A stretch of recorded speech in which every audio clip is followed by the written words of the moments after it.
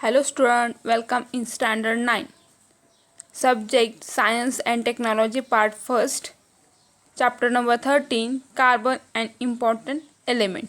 Carbon एक महत्त्वाचं मूलद्रव्य. या विषयास माहिती आपण अभ्यासणार आहोत. Carbon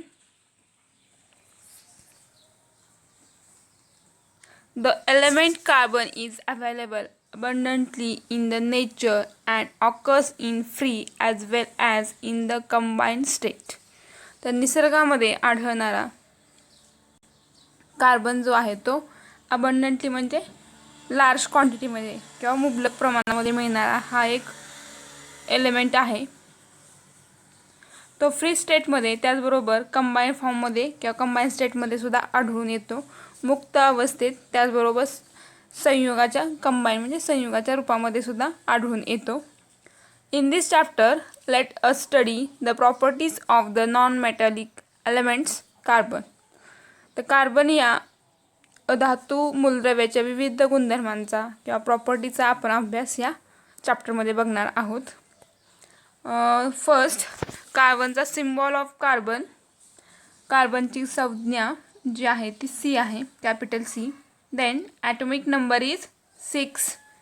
third atomic mass 12. अणुवस्तुमान 4. इलेक्ट्रॉनिक कन्फिगरेशन म्हणजे इलेक्ट्रॉनचे संरूपण -2 4 म्हणजे पहिल्या कक्षेमध्ये -2 आणि दुसऱ्या कक्षेमध्ये 4 असा आहे. देन 5 वॅलन्सी संयुजा 4. 6 नॉन मेटॅलिक एलिमेंट्स म्हणजे अधातू मूलद्रव्य आहे.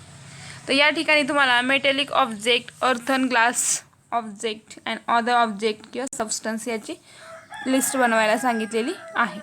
Okay, make a list of all substances objects that you use in daily life from morning till night and divide those substance into the column in the following table. तर metallic object जे आहेत पासून बनवलेल्या वस्तू तुमच्या दैनंदिन जीवनामध्ये कोणकोणत्या येतात त्या लिहायच्या आहेत. Then earthen glass object, earthen मातीचे किंवा ग्लास काचेच्या वस्तू ज्या आहेत त्या तुमच्या डेली रुटीनमध्ये कोणत्या येतात ते पाहायचे. नंतर अदर ऑब्जेक्ट्स म्हणजे इतर वस्तू आणि सबस्टन्सेस म्हणजे पदार्थ यांची तुम्हाला लिस्ट बनवायला सांगितलेली आहे. Now look at the list of object in the last column. शेवटच्या कॉलममध्ये काय करायला सांगितले बघा. तर याच्यामध्ये यादी तयार करताना इट कंटेन याच्यामध्ये घ्या फूडस्टफ्स अन्नपदार्थ, क्लॉथ्स कपडे, मेडिसिन्स औषधे, फ्युअल्स इंधन, वुडन ऑब्जेक्ट्स लाकडी वस्तू etcetera. Carbon is the common and important constituent of all this substances. तर या सर्वांमध्ये कार्बन हा एक इम्पॉर्टंट महत्त्वाचा आणि वैविध्यपूर्ण असा घटक आहे. तर आढळून येतो याविषयी आपण माहिती बघूयात. तर हा कार्बन कुठे आढळतो किंवा त्याचा आढळ कुठे आहे. तर the name carbon is derived from the Latin word carbo meaning coal.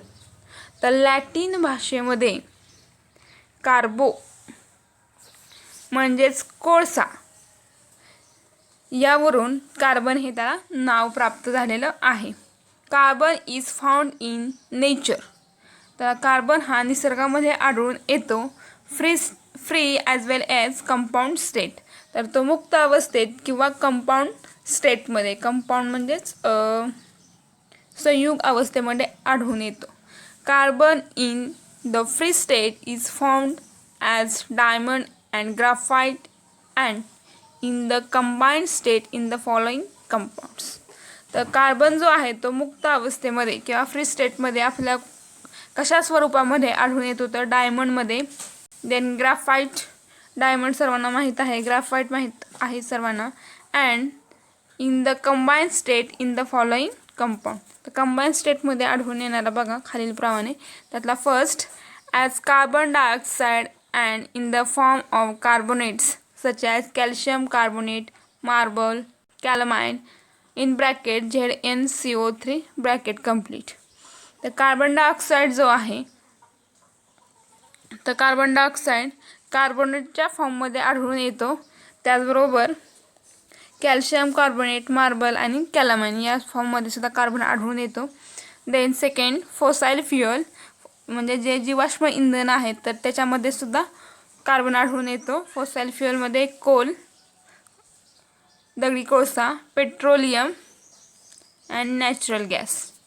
Third carbonaceous nutrient, म्हणजे कार्बनी जे पोषक द्रव्य आहेत त्याच्यामध्ये carbohydrates, proteins and fats. Fourth natural fibres, नैसर्गिक धागे, कॉटन, ऊल अँड सिल्क, म्हणजे कापूस, लोकर अँड सिल्क, रेशीम यामध्ये सुद्धा आपल्याला कार्बन आढळून येतो. द प्रॉपर्टीज कोणत्या आहेत कार्बनच्या त्याविषयी माहिती बघूयात आपण. Property of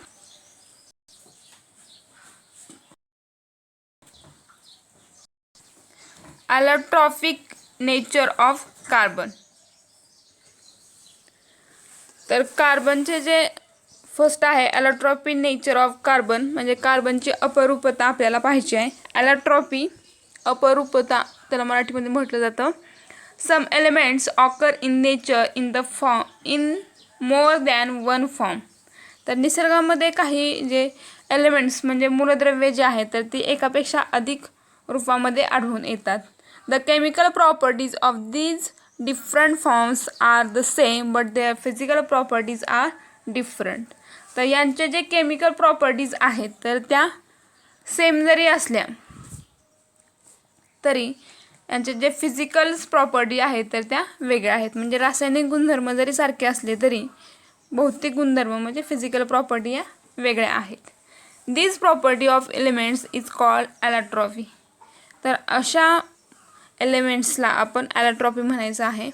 like for example यांचं उदाहरण बघूयात. Carbon, sulphur, phosphorus are exhibit allotropy. तर कार्बनप्रमाणेच सल्फर, फॉस्फरस ही सुद्धा ॲलोट्रॉपीची उदाहरणं आहेत किंवा त्याच्यामध्ये तो गुणधर्म आहे. ॲलोट्रॉप्स of carbon.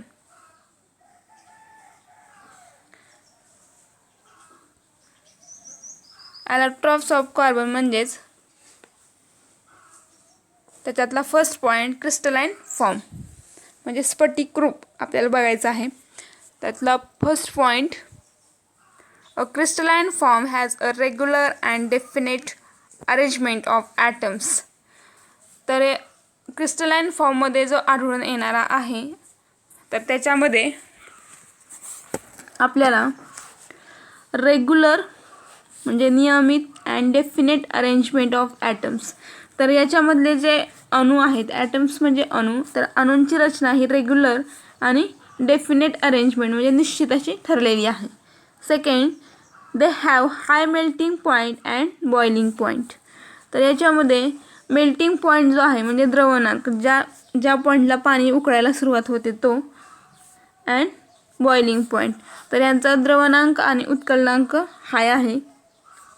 Third point a crystalline form has a definite geometrical shape, sharp edges and plane surfaces. तर हे क्रिस्टलाइन फॉर्ममध्ये आढळून येणारे जे पदार्थ आहेत तर त्यांना जॉमेट्रिकल शेप असतो म्हणजे भौमितिक अशी रचना, शार्प इडेज म्हणजे तीक्ष्ण कडा अँड प्लेन सरफेसेस म्हणजे सपाट पृष्ठभाग. उर्वरित भाग आपण नेक्स्ट लेक्चरला पाहूया. थँक्यू.